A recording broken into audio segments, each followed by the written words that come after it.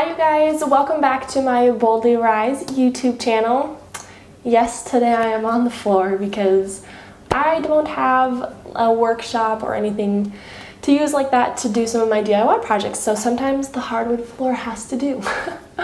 But today we're going to be doing a really fun project. It is a poster hanging frame, and it's those kinds that you see that just kind of boggle your mind a little bit, and you ask yourself, how does that work? And it's the kinds that have the strip of wood on the top and the strip of wood on the bottom, and that's it. So I'm going to be showing you how to do your own today. I will show you it right now just so you can see what it will look like. This is what it looks like. Let's see if I can get that back hard enough. There we go. This is what it will look like. Isn't that gorgeous? And as you know, if you watched my other videos, I love simple and I love cheap DIYs, and that is exactly what this DIY is. It's simple, it's cheap, and it's not time consuming at all. You don't need any high-powered electric tools, which is super nice for this project, especially since we're working with wood. So I'll show you how you can do that, and I will walk you through the supplies that you'll need and the step-by-steps to go through this process. Now, there will be a couple of struggles along the way because what DIY project doesn't have some mishaps, but we'll work through that together, and I will show you how you can resolve those issues if you struggle with those issues too. They may not be problems for you depending on what kind of wood you get or whatever supplies you do end up getting. So I'll help you through those things and we will get started. Okay, here are all of the supplies and tools that you will need for this project. Now, depending on how big your poster or your print is, depends on how much wood you'll get. So my poster is 12 by 18, and so I need at least 4 feet of wood for each one. Well, I'll need more than that because I'm going to overlap it. The wood's going to kind of overlap. The poster is going to go a little bit longer than the poster, so you need to figure out how much wood you need. I will need about 4 3-foot boards, and they're pretty thin. You can also, there's all different sorts of sizes that you can buy. It all just depends on what you want. So you'll need your wood. You'll need to figure out how large your print will be or your poster. You'll need some sort of tape measure or ruler to figure out how long of the boards you want, and then a pencil to mark it off so that we know where to cut. Then you'll need your saw. It can be any sort of hand saw. This is just the one that I have. And now this is what is going to be your lifesaver to not have to use a high-powered saw, whether it be a miter saw or circular saw, table saw. This is called a miter box, and you can get it for way under $10 at any home improvement store. They have ones for $5, super cheap. And this is what we will be using to make straight lined cuts. You'll also need magnets. Now I have ones that are self-adhesive, so I'm not having to glue them myself on it, but you'll need plenty of magnets. You'll need at least 8 per frame. So it just depends on, again, how big your frame is, how big your poster size is, and how big everything is that you're doing. So there's my magnets. You'll need some sort of string. I've seen people use leather straps for this, but I'm going to be using jute twine string to actually hang. That's what's going to be used to hang the frame on the wall. And then you'll need a drill and your drill bits. And those are what we're going to be using to make holes in the wood to attach the twine to. So that is everything that you should need. I'm going to be cutting 12.5-inch pieces of wood. But here is the thing. On a lot of these boards, you'll see that the ends are not entirely straight. They're kind of chipped a little bit. So if you want to, I'm going to cut that off a little bit because this is 36 inches long and I need 25 inches. So I've got plenty of space to cut off. I don't have to use every single inch of this piece of board, so I'm gonna do that first, and I will show you how to do that with your miter box. So what I'm going to be doing is I'll just be using the 90-degree spots because I'm just doing straight cuts. Okay, so I brought down a board that I can use because I don't have like a workbench at all. Because with miter boxes, you can see that it has a little kind of edge right there that allows you to put it on the edge of a workbench, and then you can nail it down so it's not so wobbly. But I don't have that luxury right now, so I got this little board and I'm gonna put this box on it. I also had to run and get a different saw because the one that I was planning on using, this one, doesn't have enough wiggle room to, you know, saw back and forth. So not using that one, so you will need a longer one. And I did already test cutting it off, and look at this cut. It's super nice. It's not jagged, it's straight, it's neat, and it's clean. So I did do that already just to test to make sure this will work, and it does, so that's good news.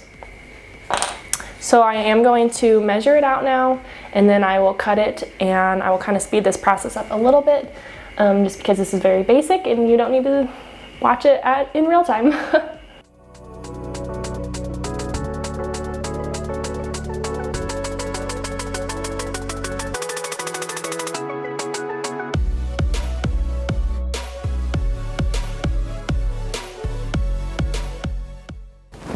Now I have all of my pieces cut. They're 12.5 inches long, all of them. And you can do two things at this point. If you want to paint or stain your wood, then now would be the time to do it. I'm actually going to try leaving these blank and see how that looks on the wall. If I don't like it, then I will stain it or paint it later. But so you can paint or stain whatever color you want to. And then the second thing you can do is take sandpaper and kind of sand off these rough edges that the saw made. So I'm gonna do that really quick, and then I'm gonna clean this up, and then I will start showing you how to put everything together.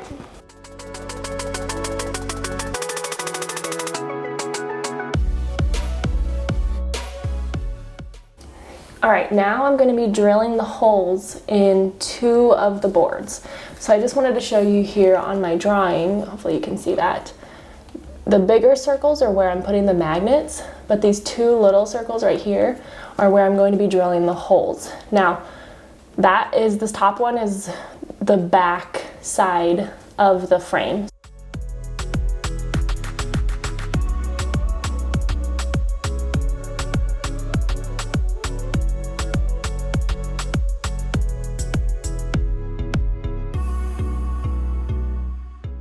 There are 20 of these little guys, and every single one of them is self-adhesive on the back, which means I don't have to do any gluing or anything like that, which is good because that is one less thing that I have to do.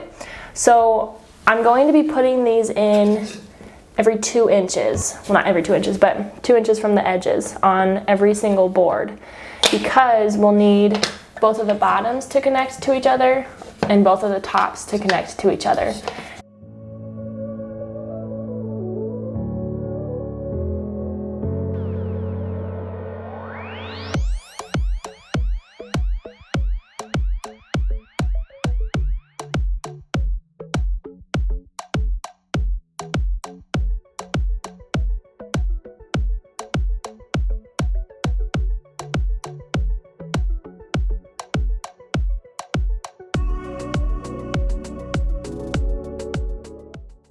All right, so I ran into a problem, but I know how to fix it now. The way that these magnets work, they don't stick together because of the weird magnetic stuff. So like, there's that little, you know when you try and put 2 magnets together and you can feel the tension in between and you can't push them together? That's what these are doing. So I have a solution to this. I took off, so you can see here, I took off 2 of them. I just used the end of a screwdriver to pry it off. And because they're self-adhesive, I can turn these over and it will connect just fine if I turn it over. But on the side that it connects is the sticky side. So what I'm doing is I'm using lemon essential oil, and if you have never used lemon essential oil, it is amazingly good for taking off sticky stuff. And so I tested it on this magnet to see if it would work, and I was able to completely take off the sticky adhesive on the back. So now it's just a magnet. So there's no sticky stuff, it won't hurt the poster, and all I did was I just took some paper towels and I put a drop on the sticky side and I just worked it off with my nail and with the paper towel. And now it's completely sticky free. So I'm gonna do that, and unfortunately I do have to now use super glue. So I'm gonna use super glue to lay it down on the spot where I need to lay the magnet down. So when you are putting your magnets on, just make sure that they will actually connect with each other and they're not going to do that weird tension force field kind of thing. It is all worked out now. So I'm letting the glue dry. These ones are pretty much dried, and I did test it and it works now. So I'll show you that now they stick together. Isn't that so nice? And that is where the poster will fit through. And it's barely, there's not a whole lot of room, which is what I was going for. And it's why that I bought these specific magnets too, is so that there wasn't a huge thick gap going on in between the 2 pieces of wood. So, okay, I'm going to do about 15 inches. That's how I want it to look from the first hole to the point at the top, oops, from the point at the top to the second hole. So I'm going to do about 15 inches for that, but I'm going to add on some extra length so that I can actually knot it and tie it in the back. All right, so there's 2 things that I want to point out before you go and do your whole project on this. The first thing to think about is if you are going to drill your holes in the back of the piece of wood, you need to make sure that your magnets are going to be thick enough so that when you thread the string through, the string won't keep the magnets from sticking together because it's too thick. So because I got really thin, like you can barely see them, because I got really thin magnets, even this really thin string is too thick to go between the 2 boards and keep the magnets staying strong together. So I came up with a different process for that, and I will show you that in a second. And the other thing that I want to do differently is on the top piece of wood, I'm going to add another magnet in the middle. And that way it'll just give it a little bit stronger of a hold, because these top 2 pieces of wood are holding the whole poster and the bottom section of wood. So there's a lot more weight that it needs to hold at the top. I have seen people get a lot thicker wood, like if this was one piece of wood, one thick piece of wood, they drill down through here and out through the bottom, and they can just thread that way. So that is an option for you if you want to do that. I got really thin wood, so that's not an option for me, but I found a cute way to do it that my husband actually came up with to get around the holes and not have to put the thread through the holes, but still be able to hang it with the thread. So this is what he came up with. Basically what it is you just thread the twine or whatever you're using and tie it around like this, because if you have overhang on your poster, like the wood sticks a little bit farther out than the poster does, then you can stick this thread or the twine on the edges.